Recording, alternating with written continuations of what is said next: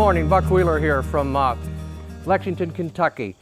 Approximately 5 years ago, my wife Karen and I came out with the Ultimate Easy Milker. Previous to that, for 13 years, we'd had the Utterly Easy. We'd had so many requests to be able to milk more than one teat at one time, so we had to go electrically to do it. Since then, we've came out with the Ultimate Easy. It comes equipped to be able to milk 2 teats at once. And this morning we're going to bring our cow Patty Cake in here. She's a miniature Jersey, and go through the complete milking process, and we'll be showing you everything is the correct way to do it. Now, we've had other people say, can we milk all 4 teats or 2 animals at once? Yes, you can. I'm going to go through a short demonstration this morning before we hook it onto the cow, because when we bring the cow in, we're going to start milking, and I'll show you exactly how it hooks up. To milk another 2 teats or another animal, everything is in there. It's all doubled up to what comes in the original Ultimate Easy kit. To start with, it comes equipped with the 2 bottles. Besides that, when you get everything hooked up, you got your other 2 bottles and everything ready to go. You take the one with the blue connector on it, and it comes with a splitter. You take the green one off that it comes equipped with, hook on the splitter, hook into the blue tube, then you hook the green one, your original one, back onto the other Y-shaped. Now at that point, we have everything hooked up, so we can milk 2 teats at once or 2 animals at the same time. The next thing you need to do is check your shut-offs. Make sure that they're all shut off, just clamp them down. They're set up like an IV tube in the hospital. Then we want to turn on our motor. Now, we have it hooked up this morning. The Ultimate Easy runs off from 110. We also have it in 220 for our overseas customers. So we're going to go ahead. This morning I have it hooked up because there's a lot of people living out on the grid and they don't have the opportunity to have electric in their barns. So we went ahead and came out with the Easy Solar solution. So we're going to run off the solar this morning. You can also plug in your iPhone, iPad, or whatever else you need onto it. It'll operate that also. So I'll turn that switch on. You always want to check your gauge over here on the right. It tells you exactly how much is left in the battery. And we're sitting in there with 12.6, which is sufficient. We get about 13 milkings per battery life on it, so we bring it back out. But I never like to let it get down below 11.1. Set it back out in the sun and recharge that solar panel. The next thing is I'll turn the motor on.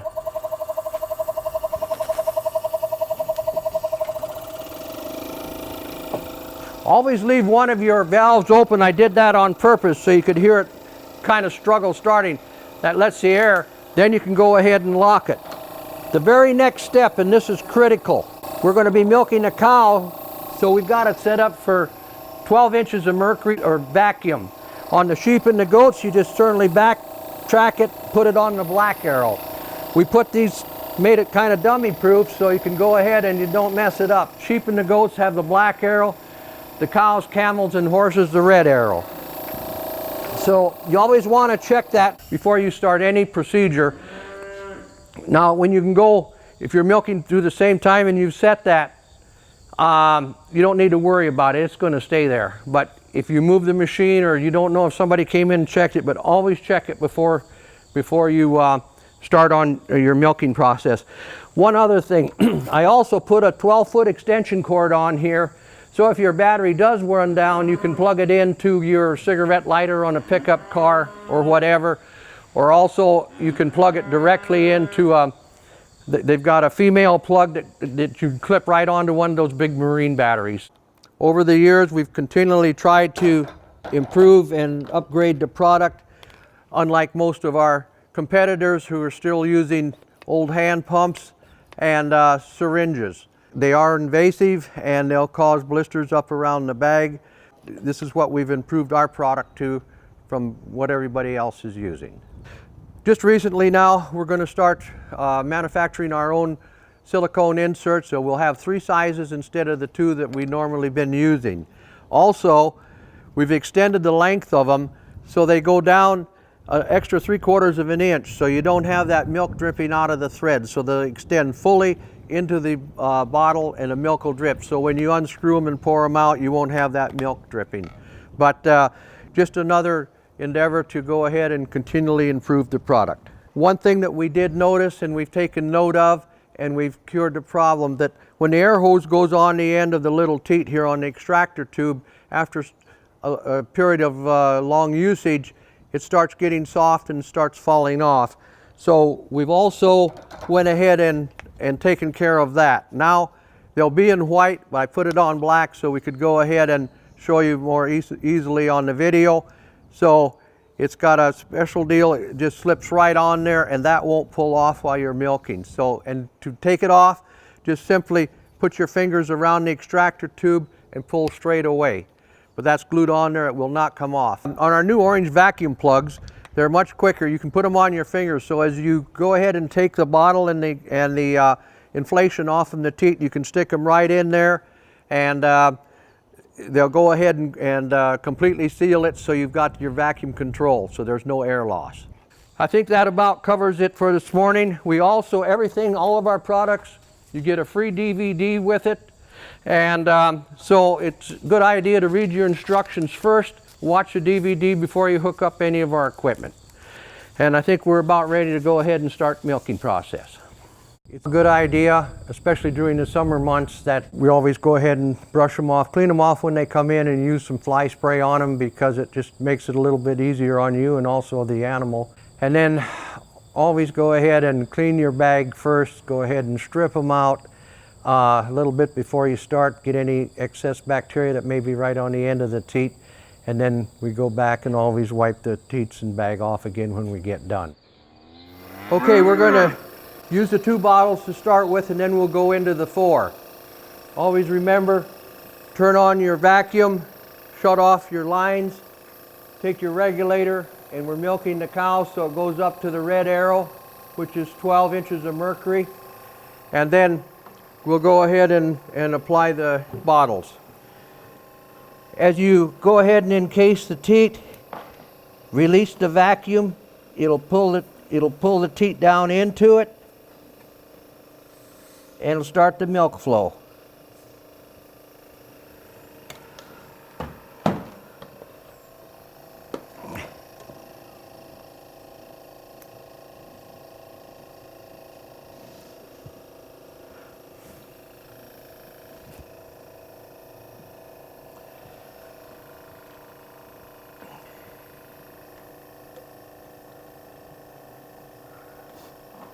After they've once you're hooked on to the teat, you can go ahead and kind of easily go up into the bag with it like the baby would bund it. Make sure you get the milk flow started, and then that's it.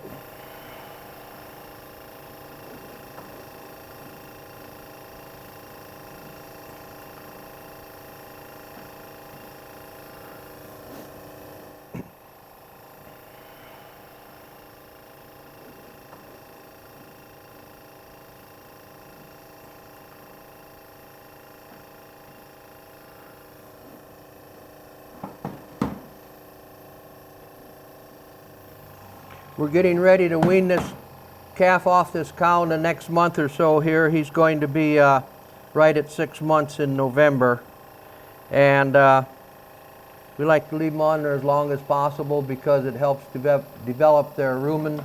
And they just, later on in life, it just works better to have them if you can go ahead and do it that way.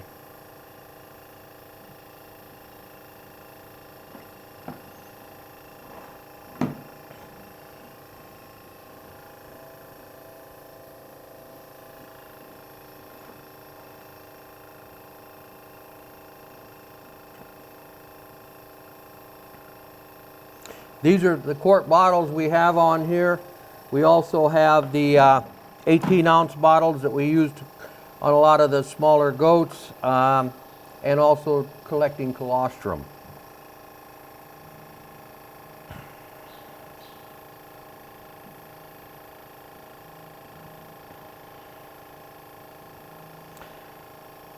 As you can see, they're milking pretty evenly.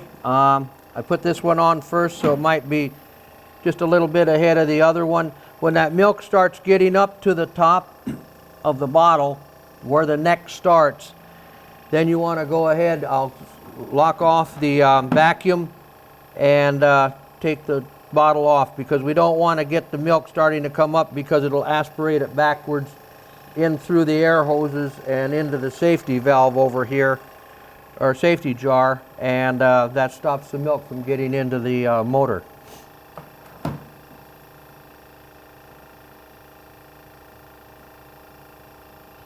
We're getting pretty close here.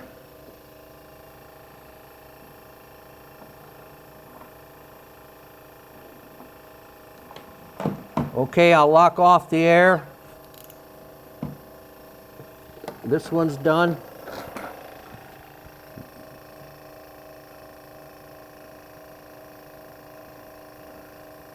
When you get down towards the bottom, you can just pull down the bottle a little bit. It's just like stripping them out. Push it back up into the udder like you would with your forefinger and your thumb. Okay, and this one's done. I'll get a couple more drops in there. I shut off the air. I take my thumb and just push it against the bag like that, and it helps release it, and the air is off. And that's all there is to it. Then we'll go ahead and in the next segment, we'll use all 4 bottles. So at that point, you've got everything locked off, and then you go ahead and pour your milk in, or put on the rest, do the rest of the milking.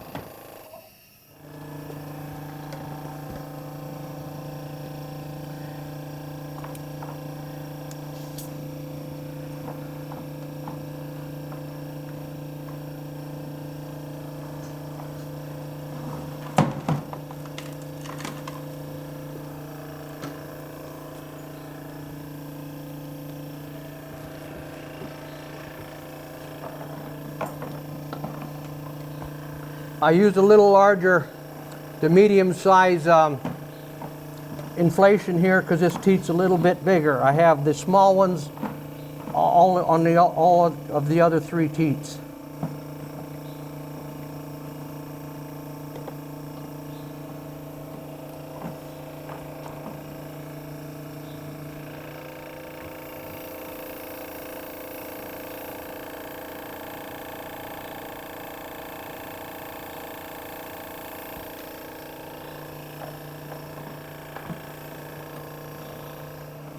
Okay, we're getting close to take off our first bottle back there. We don't want to let that milk get any higher than the top of that round ring. And I'm going to go ahead and cut it off now. Turn in the half and it's off. Dump it right into the pail. And I can go right back onto that same teat and finish it off if it's not already done. It feels like it is. So that one's completely done.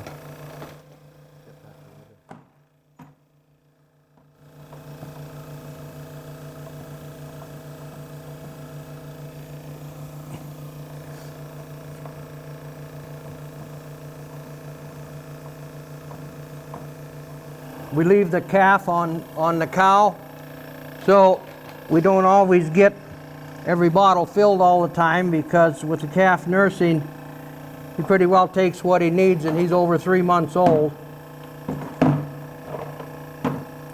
So it varies from day to day how much we get. Okay, now I'm getting ready to take this one off. We're just going to strip this cow. Very essential. I can pull it down a little bit. You can feel it pouring into that bottle. We're still going to have a little bit left. See it filling. I'll go ahead and cut it off. That other one's filling. I'll get this one back on here.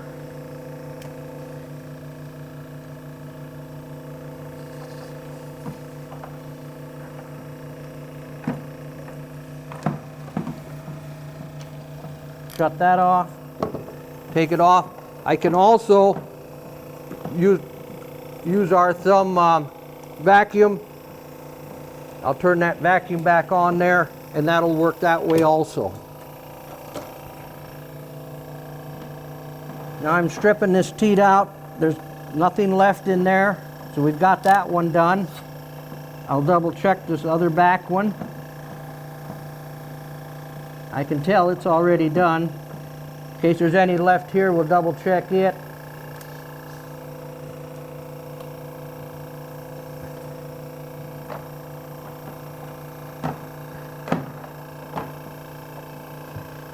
Now push up into the bag and pull it back down.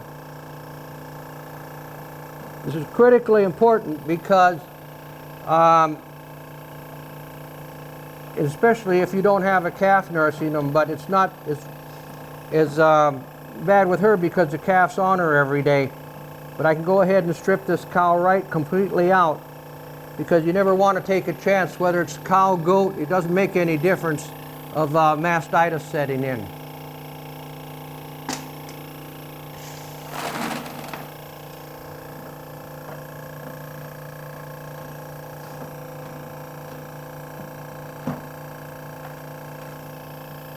Back up just a little bit.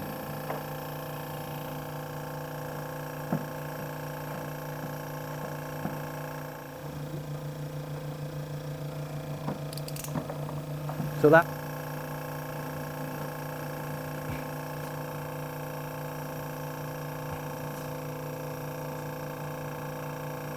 but you can literally, okay, we're down to, we got her done.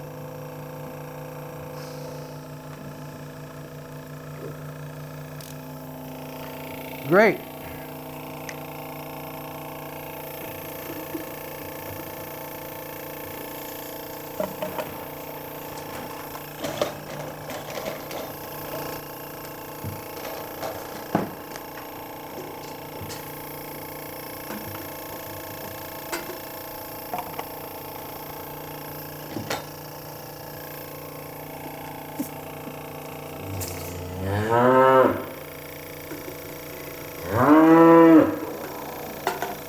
I think she wants her calf. And again, we always go ahead and wipe the bag off again when we get done. Okay. We have ice in this bucket here, so it's important to keep this milk chilled. We get it into the ice right away, and then the refrigerator when we get home. We found we really don't have to strain it, but it's just we always feel better about it when we do, right, Karen? Yeah. The milker, the bottles keep it real clean, but every once in a while there's a few black spots is all that's left. So put that in there, and we've got a 10-mile hike home, but it's nice and cool, chilled when we get there, and then we go ahead and pour it into the quart bottles and half-gallon bottles and put it in the refrigerator. What I like most, when I go in for lunch, when we go home at noon, this is all I have to wash. It takes maybe 5 or 10 minutes. Before I do my lunch dishes, I wash up the bottles, the bucket, and we're done. Approximately 6 minutes to be able to milk the cow, and this is the nice thing about our product compared to most of the other ones. This is all you have to wash right here. The bottles, the inserts, extractor tubes, and the bucket. With our competitors, you've got all the air lines. The milk is going through their lines. So you save yourself another hour right there. It's fast, easy, convenient. And for more information, contact our website at easyanimalproducts.com.